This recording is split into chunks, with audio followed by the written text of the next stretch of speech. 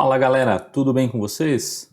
Pessoal, é o seguinte, a gente vai dar início agora no estudo de conjuntos numéricos e a gente vai estudar detalhadamente cada um dos conjuntos. Eu vou fazer aqui para vocês um passeio por todos os conjuntos que a gente vai estudar de forma detalhada, ok? Então a gente vai começar primeiro a estudar o conjunto dos números naturais, tá? O conjunto dos naturais a gente representa pela letra N. Dentro desse conjunto a gente trabalha com números positivos. Depois nós temos o conjunto dos números inteiros. Esse conjunto ele é representado pela letra Z. Z vem da palavra Zahl, que em alemão significa número. Okay? Depois nós temos, e dentro do conjunto dos inteiros a gente vai trabalhar aí tanto com números positivos quanto números negativos, tá? E depois a gente tem o conjunto dos racionais que a gente representa pela letra Q. Dentro desse conjunto engloba também as frações, ok? E as dízimas periódicas, né?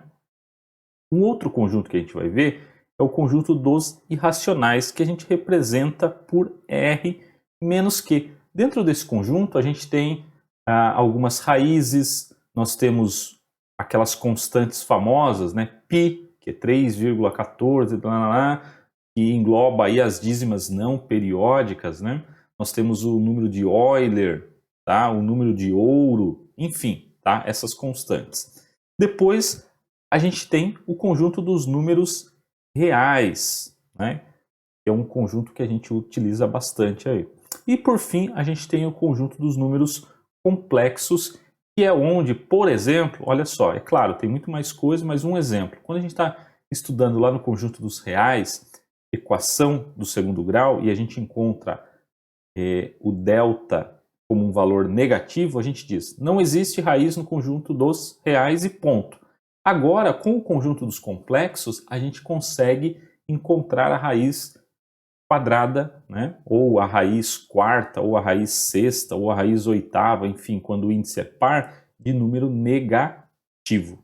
Beleza?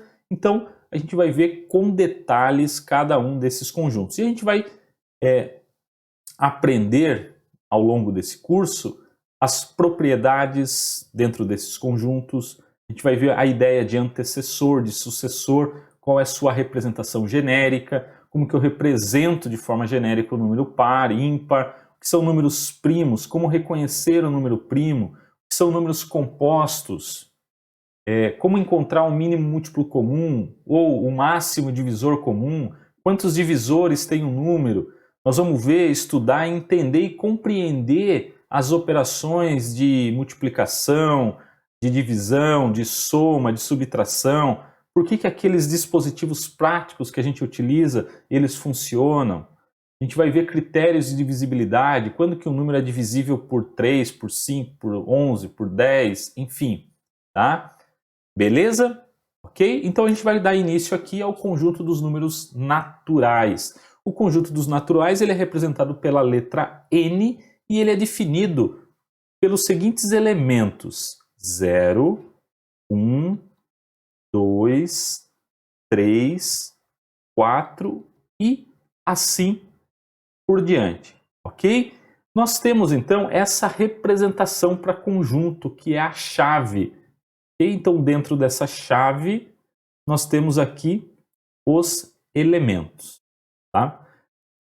Os números naturais não nulos, tá? Então aquele conjunto que desconsidera o zero, ele é representado por N asterisco. A presença deste asterisco significa que ele exclui o zero do conjunto, ok? Então eu tenho esses elementos aqui sem o zero, tá? Nós podemos representar também o conjunto dos números naturais por meio de uma reta numérica. Como que a gente faz isso? Então a gente vem, tá? Faz uma marcação aqui como sendo a origem da nossa reta. A gente indica, tá? À direita dessa reta um sentido crescente. E aí a gente toma uma unidade de medida. Então imagina só, eu peguei essa unidade de medida aqui, tá? Eu venho e marco aqui o próximo ponto, que é o 1. Eu vou pegar a mesma unidade de medida aqui, entre o 0 e o 1, e eu vou colocar aqui essa mesma unidade de medida, tá? E aqui eu venho e faço a marcação do meu ponto 2. E assim sucessivamente, tá? Vou fazendo as marcações. Note uma coisa, tá? Então aqui continua, né? Note uma coisa, não existe nenhum número entre o 0 e o 1, entre o 1 e o 2, entre o 2 e o 3, ok? Então o conjunto dos números reais são apenas os números 0, 1, 2, 3 e assim por diante, beleza? À direita, os valores crescem, tá? Seguindo então, olha só. Marque verdadeira ou falsa cada sentença abaixo, tá? Então, olha só, ele está dizendo que o 2 pertence aos naturais. Isso é verdade ou é? Essa sentença é verdadeira ou é falsa? É verdadeira, né? 2 é um elemento do conjunto dos naturais. E o 0 é um elemento dos naturais asterisco? Lembra, o asterisco traz a informação de que ele exclui o 0. Então, nesse caso, essa afirmação ela é falsa. Okay? 0 não pertence aos naturais asterisco. E 0 pertence aos naturais? Essa sim é verdade. Note, não tem asterisco, então não tem restrição. Menos 2 pertence aos naturais? Observe que no conjunto dos naturais nós não falamos em números negativos, então essa sentença é falsa.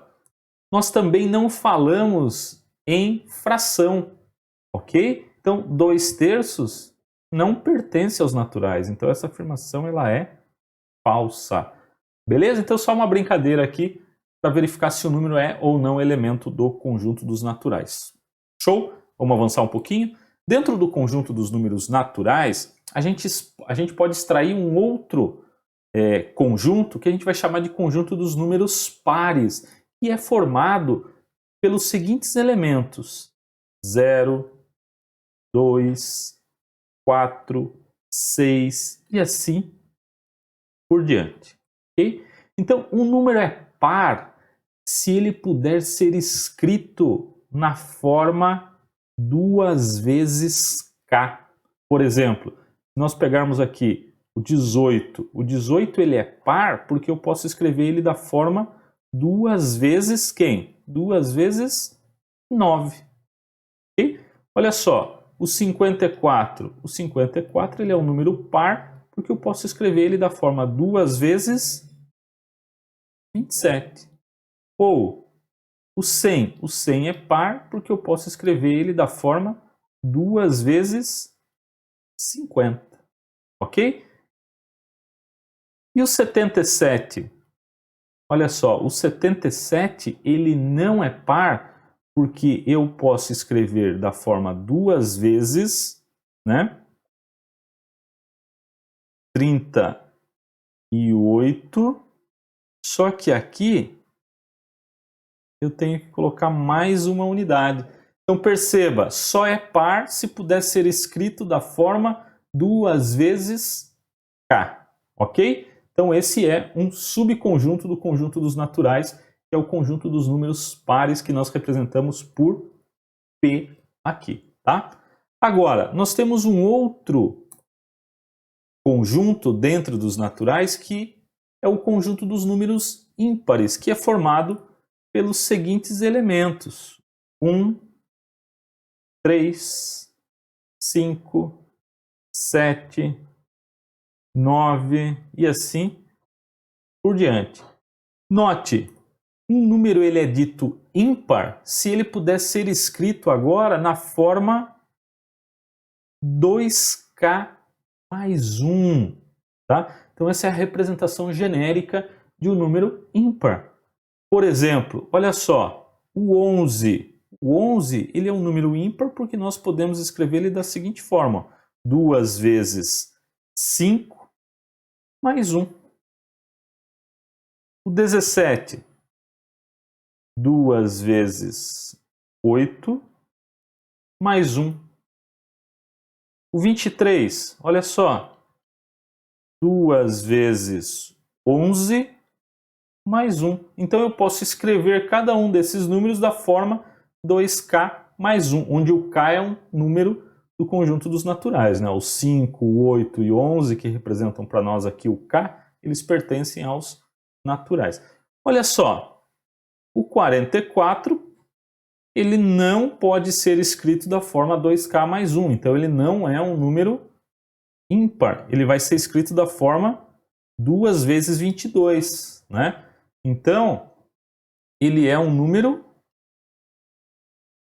par, tá? Então, toda vez que eu conseguir escrever o número da forma 2k mais 1, eu estou diante de um número ímpar. Show de bola? Beleza? Galera, na próxima aula a gente vai ver as propriedades dos números naturais, tá?